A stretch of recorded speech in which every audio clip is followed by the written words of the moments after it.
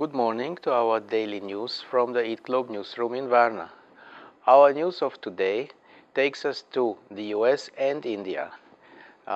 Recent data published by the US Center for Disease Control show that the suicide rate of farmers in the US is the highest among all the occupation groups. It is 84 per 100,000 compared to 20 to the population as a whole. Now, if we hear about farmer suicides, it's not the US which springs first into mind, but India, where suicides of farmers are a big policy issue and a big issue in the media.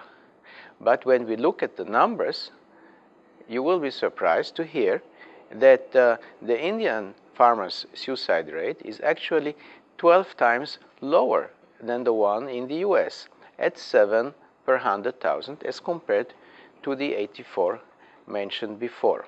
If we look further at the numbers, we see that even compared to the average Indian suicide rate, which is 15, farmer suicide rate is below average, actually less than half as much.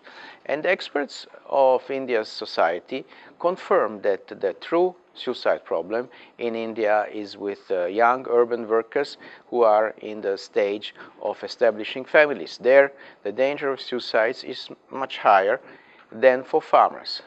But because the issue is played up by the media, and because suicides on the countryside are more visible than those in the urban environment, the issue has become so big. Moreover, we speak about high absolute numbers in India. There are 14,000 farmer suicides there, as compared to 200 in the US. This, of course, is due to the big difference in the farmer population.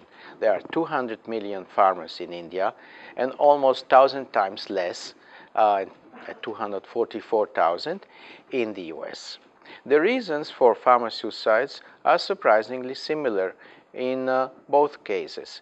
It is, on the one hand, the insecurity, the high volatility of revenue and income, which is caused by changing yields due to climate. On the other hand, it is the isolation which farmers feel.